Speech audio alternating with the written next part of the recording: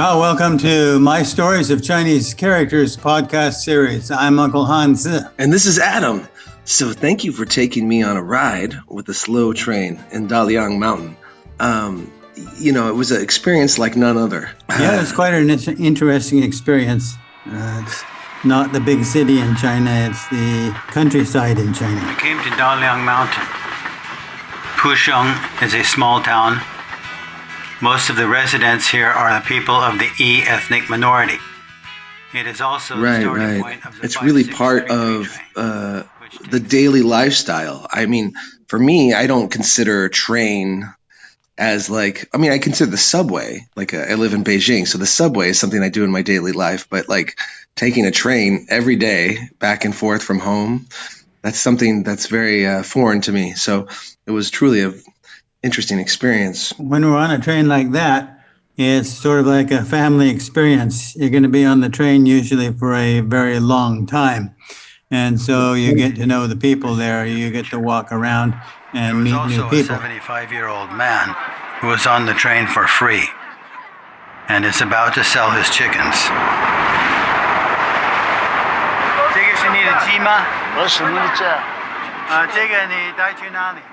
That's where I've met many of my friends on trains crossing Africa or India or Central Asia. It's an interesting experience on a long train ride. And it's not even the fact that it's a long train ride, I found. I've been on super fast trains, China has the fastest trains in the world. But there's a different mood, right? Don't you agree? It's there's something different about the fact that it is a slow kind of, you feel the rhythm of the tracks, and the world slowly goes by. You are there's this spirit that encourages you to start conversation and interact with the people around you.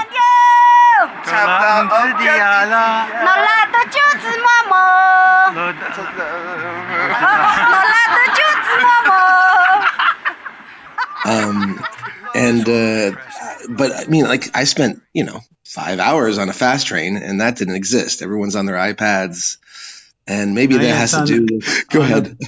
On the fast train, we're just interested in getting there. And the problem is that there are no ducks or chickens on the fast train. So the only thing we have is our cell phones. Yeah, I remember on the slow train that you took me on, Uncle Hansa, I was trying to get to the sink after getting out of the bathroom, and there was a goat, or actually there was two goats tied up to the sink, on leashes. And I was well, I guess I'll wash my hands later. Yes. Which didn't matter because I had to pet I was inclined to pet the goats, and so I would have to wash my hands after that anyway. We saw lots of chickens, ducks, sheep, and people getting into the car. The livestock compartment was very clean, and we interacted with a lamb. Adam and I were both excited because we had never seen a train like this. But, okay, so... I never washed my hands after petting a goat. I remember. Yes. And you're still alive today, I have to say. Even I remember you eating food afterwards. You seem to be doing okay. Your immune system is quite strong, and I commend you on that. Well, it's because I've eaten everywhere. Eaten off the streets in India and Africa, and so I don't worry too much about eating in places like that, as long as I see that the dishes are kind of clean. But anyway, I haven't. Going back to the train, let's let your hygiene rituals. Let's just leave that. Now, this difference between slow and fast, I do think it's important, and I'm curious because it was what. The word for speed, I was trying to remember that because this is very important, because I think that's a very important element to the experience. It's two characters, su du. Each character is one syllable in Chinese, and the word for speed is su du. It's two characters. One is a pictophonetic. It has a phonetic and a piece that indicates that you're moving, and the other, du, means the level. It means the speed level. So du is also the word for degrees. and it actually comes from a musical instrument, the degree of sound or the degree of pitch. If you see the ancient character, you can see that it's actually a petrophone or like a xylophone. So there's this relationship between like frequency or pitch, like you said, and how basically, like, I guess an association between like wavelengths and the speed, right? So I mean, like faster. If I want to get crazy with it, like isn't the smaller the wavelength, the faster the more energy something has, right? Or at least with light. In ancient times, they didn't know about wavelength. They just knew that they had high pitch and low pitch, and that's how they measured something. It's like the degree. So Right. don't think of it so complicated. It's just a character that indicates the degree, how big. So sudu means how big is the speed. Okay. All right. That's wild. We have another character, Xing, and in Chinese we have what's called the five elements. We have Wu Xing. The character I'm talking about is pronounced Xing. It's actually originally a pictograph of a street intersection, but it's also pronounced Hang. One pronunciation is the southern pronunciation, the other is the northern pronunciation. And we have two words, Wai Hang and Nei Hang. In ancient times, you had different streets that sold different things. And if you lived on the street that sold, for instance, wood products, you were a Nei Hang. You were on that street. If you didn't live on that street, then you were Wai Hang, or off the street. It means the difference between a professional and someone who's not a professional. So you see, you can find a lot in Chinese characters if you know their origin. Right. But again, how does that associate to speed or traveling? What is the... Well, it's a street intersection. And so it also has the meaning of to walk or to go on the street. Okay. Which way are you going to go? Are you going the professional route or the amateur route? Or I'm Uncle Hans. I'm always a professional. Right. All right. That's interesting. Speaking of traveling down different roads, do you have any type of like interesting travel stories or places that you've been that you could use the Wei Hong and the Wai Hang and Nei Hang? Yeah, give me some Wei Hong and Nei Hong stories. Well, the character is actually a pictograph of an intersection. And so there are many things that are related to intersections or many things that are related to roads. And I'm specifically saying is there an intersection point in your life that you would like to describe about like where you had to travel, like you were going to had to make a choice at an intersection, whether to go straight, right, or left? Yes. I'll tell you that in 2000, I was 50 years old. And so I bought a one-way ticket to Moscow and a one-way ticket from Shanghai back home. And I had no idea how I was going to get from Moscow to Shanghai. I took the train, and so I got to Novosibirsk, Siberia, and I had to make a decision. I flipped a coin and decided to go through Kazakhstan and Xinjiang rather than go down through outer Mongolia and Manchuria. Okay, wait just a second. Wait a second. You got to talk to your travel agent, Uncle Hansa. I mean, like, what were those Super Saver tickets? What are we gonna do? What was the rationale? First of all, because was it just like I'm gonna see how I can travel through Asia? Is that? Oh yes. In fact, this is the way I've done things all my life. I work for a while, get in a little bit of money, and then I buy a one-way ticket someplace, and then I try to figure out where I'm going, and then buy a one-way ticket back home from someplace else. But when I go someplace, I usually go alone, and I never know who I'm going to meet, and I never know exactly where I'm going to go. I have a general idea. I knew I was going to go to Moscow and somehow get to Shanghai, and it took 3 months, but I met a lot of people along the way, and that's kind of the way my lifestyle is. So how did you, if I can derail the Chinese characters for a second. How did you navigate through Russia? I mean, like it's a whole different alphabet. It's Well, it's not. I studied Russian in high school, so I spoke enough Russian that I could actually manage to get Wait, how around. old? You said you were 50 though, right? Yes.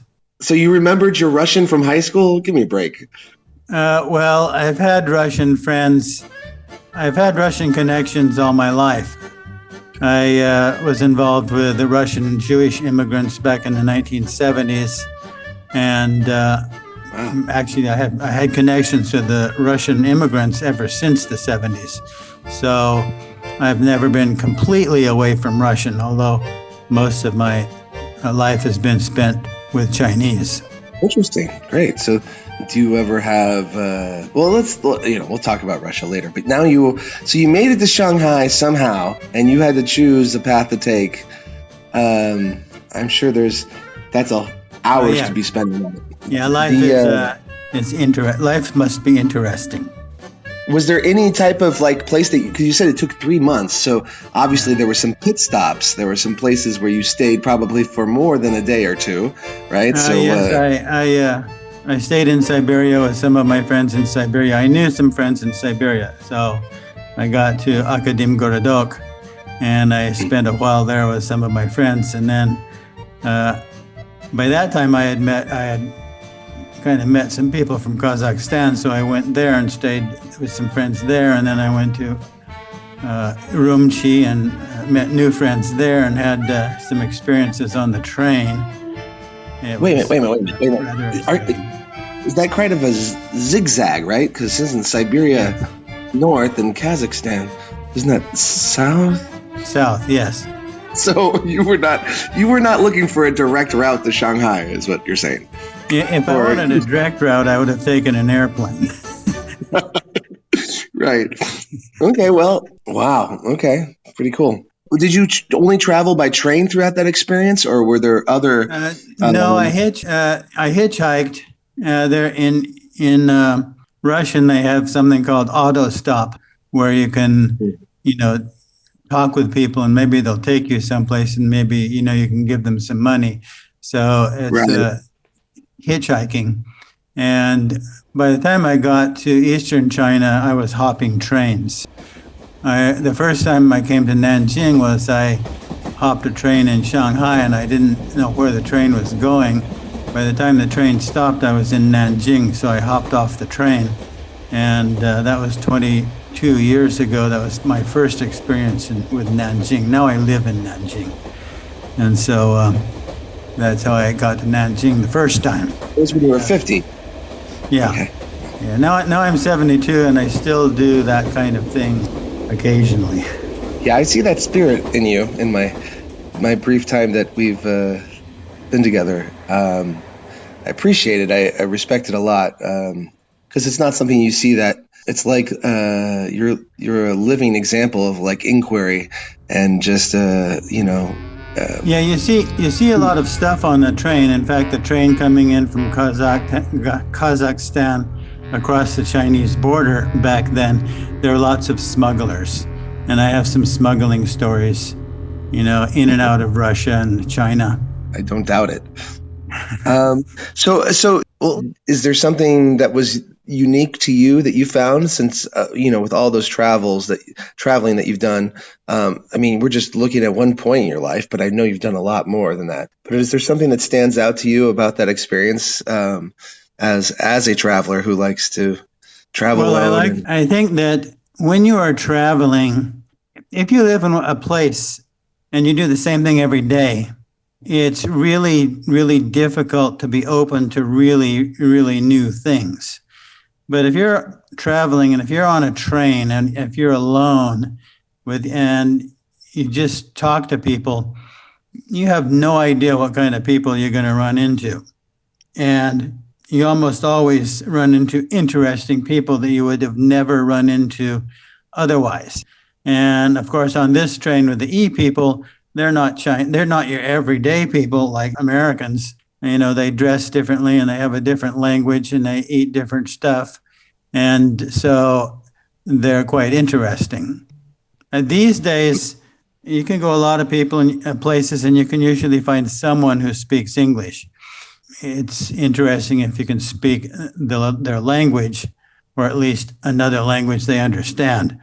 So that also makes life interesting if you can communicate with the people on different levels.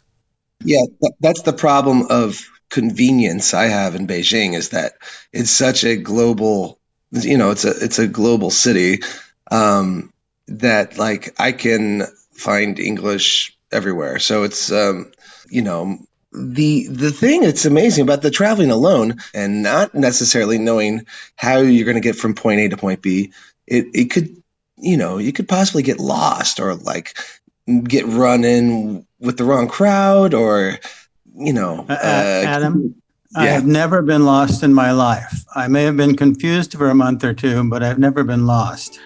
When I was young, I had hitchhiked from Oregon to Newfoundland, and I was coming back from Newfoundland, and I was hitchhiking with this girl, and she was constantly complaining, "We're in the middle of nowhere, and we don't have a ride."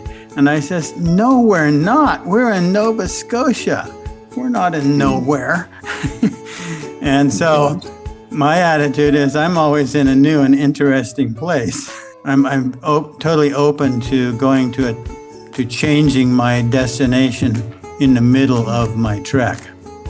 Yeah. There seems to be there is a common theme amongst humans where like, where do I need to be next? Like we're lost. I mean, like, how am I gonna get to the next point? It's like, wait, we're here. This is the next point. Yeah, some people are good travelers and some people aren't. Okay, so going back to our experience on the slow train, I really appreciated the camaraderie. I think one of the differences I saw is that the camaraderie and like the ownership, like I felt like the people on the train really felt it was like their train. Didn't you get that sense? Like, and like yes. The conductor was kind of like, the papa who was like, I gotta make, my main concern is having like these people, my family, basically, that he get from point A to point B, and safely. And I felt that kind of sincerity in that. Well, basically, everybody was, they were more concerned with being on the train than sitting there and being annoyed by the fact that they weren't where they were supposed to be.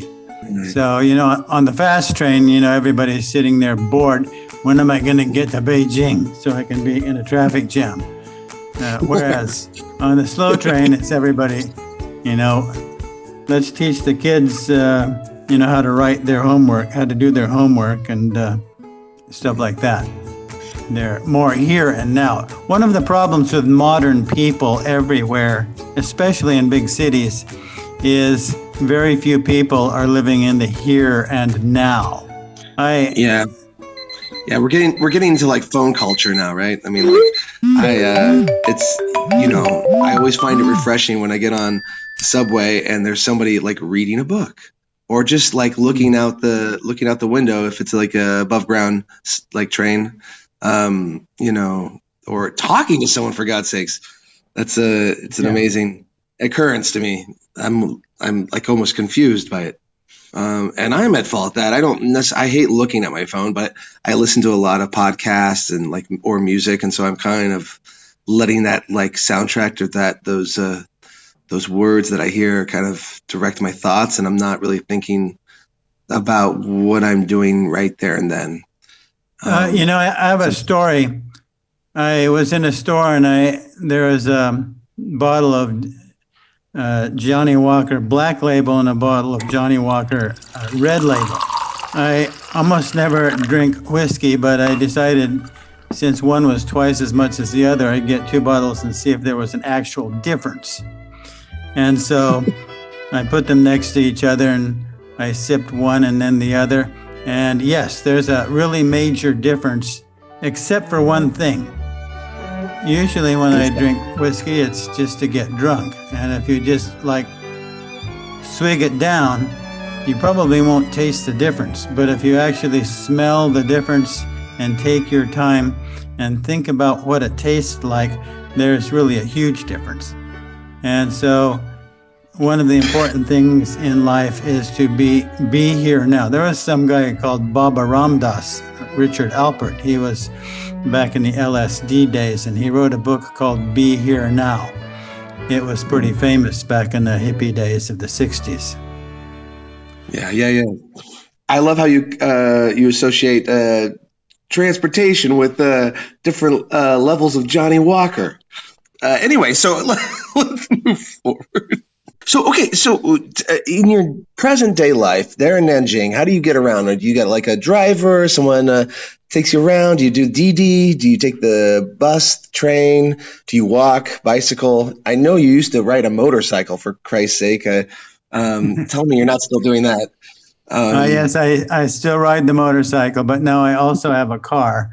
I don't have a driver's license because it's hard to get a driver's license here. And Really? It's hard. I yeah. got one, but I had to take the test. What is it? 3 times I had to take it, Oh. but because you get to take it in your language. At least in Beijing, you get to take it in your language, but it was the translation is not good, and Yeah. it's hard to understand sometimes. So, and there are like certain things like looking at this road, what should be the speed limit? Like, and you're like, what? This is like, you're supposed to determine whether it's a rural road or a urban road, how many lanes. So there's some questions like that. And a lot of it is just like, you just have to memorize. We have in China, we have DD, which is a kind of taxi. And all Right. my life, I've never taken a taxi, almost never taken a taxi in the United States because they have been extremely expensive. But Right. in China, it's extremely convenient. You have your cell phone, you call a taxi, call a DD, and he's there within a few, 5 minutes, and he takes you where you want, and for a pretty reasonable price. That's the way most people get around. And then there's public transportation. Public transportation is very good here, but you have to know the bus routes. So Is there a big, do they have a subway? Do they have Oh yeah, we a have a large subway subway. system? We have multiple subways in Nanjing. Nanjing's a big city, Mhm. and we have hundreds of bus routes. But you have Yeah. to know the bus schedule and where it's going. All right, so cool. Yeah, I used to have, I'm notorious for having bikes being stolen since I've been in China. I think I've had 5 bikes of mine stolen. So I've kind of Mm. given up on it, and I found that the scooter, this like not like a electric scooter. I'm talking about like the two-wheel, like push with your foot scooter. This is what this is my usual transportation to like work and my day-to-day life, or what I do with my Mm. kids. I take the push scooter to the bus stop, take the bus stop to work, then get back on the scooter to get all the way Wow. to, like, I mean, the bus doesn't stop right at my work, but so it's like a scooter bus scooter. And but if we're going into the city, like, because I live kind of, Shunyi is where I live in Beijing. It's by the airport, so it's like if I wanted to go like to Dongqing district, let's say, to go to like Hohai, or I would take the subway. Definitely, it's just so convenient and cheap. We And in have Beijing, the traffic is so bad that driving is miserable. And also, I live close to the countryside, so it's not. I'm going to probably move to the village, local village here. In fact, I'm pretty sure I'm going to move to the village, and then I'll be out of the city. Yeah, that is another factor. The thing is, like, okay, so even if I was trapped, let's say my wife and I are going to go on a date, no kids, we could say, okay, let's take a 100 RMB DD ride into the city, or we could take a 6 kuai subway ride. And you know what? They take the same amount of time. In fact, the subway in some instances takes less time, right? But I'm wondering though, do you consider these public transportations? Do you consider like green transportation? It's much better on the environment to be in a like a subway, 30 people in one subway carriage versus every person in their individual car. But do you think subway and bus are are considered green Well, transportation? What's your stance on okay. that? Do you? The main thing about green transportation is we're going to run out, the world is going to run out of gasoline very, very soon. And also gasoline pollutes terribly. And so we have battery powered buses here in Nanjing, and we have electric powered subways. And so that's green. You know that battery. Where's that electricity coming from, though? We have the power grid, and it can Right. come from either nuclear power or coal power. We have a lot more coal than gasoline. We're going to run out of gasoline real soon, but we have a lot of coal. And you can control the pollutants in coal much, much, much easier than you can with gasoline. So, we're going from coal to nuclear powered. We'll probably have hydrogen fusion. And China is building huge wind power generators. And so if you analyze where the electricity comes from, in the end, it's going to be much cleaner than gasoline. And I have seen China. I don't know about transportation so much, where the sources are coming from, but I know China is into wind, and they're definitely into solar. Like I was talking about, taking the family out to those homestays out in the mountain. Like those little villages now are been refurbished. All the light posts and lamp posts and their self-sustaining grid system, basically completely solar powered. The lamps, I mean, they're not that bright, but they're which is probably a good thing, because you want to be out in the nature. You're out in the country, so you want to see the stars and everything. I don't know if it's purposeful. Yeah, so we have solar powered trail lamps with what do you call it? With light emitting diodes, LEDs, and it's like you don't even have to worry about it. It powers itself. Yeah. So, but green transportation. So, I one of those trips, I actually rented an electric car, and I'm surprised that even when I got out into there was charging stations. But the first time I actually drove an electric car, and I didn't realize how an impact cold weather. It was this was in January. It was negative, I don't know, negative 10, 11, 12 degrees. And it just the battery was going way down faster than it was predicting it would. It would give you a prediction on how many kilometers. So we literally ran out of juice, and the car died 2 kilometers from the charging station that we were trying to head to. And the thing is that the car, you couldn't tow it. It can't be put, once the battery's dead, there's no mechanical mechanism to put it in neutral. So you literally have to lift the car onto these little roller skates for it, and then push it up the tow truck to get it to the charging station. It was awful. Anyway, but so that was annoying, but that's because of me being a first-time electric car driver and not knowing kind of the ins and outs of it. Compared to what is available in the U.S., the charging stations, the way that they are making the infrastructure for electric vehicles, I really commend China on that. So it's really a cool thing to see happen. Yeah. Oh, okay. Let's go back to our experience real quick. This poem that you brought up, do you think that our experience along the Dalian Mountain can actually be associated or relates to, or has an impression that reminds you of this poem from, thousands of years ago? And well, what is that? Of course, back then the road was extremely difficult. You had to walk it, either that or take a horse. But it was extremely difficult. Now, this road we took on the slow train, it's not really difficult, but it was very difficult to make. 50 years ago, they didn't have the train. Yeah, there's tunnels made, right?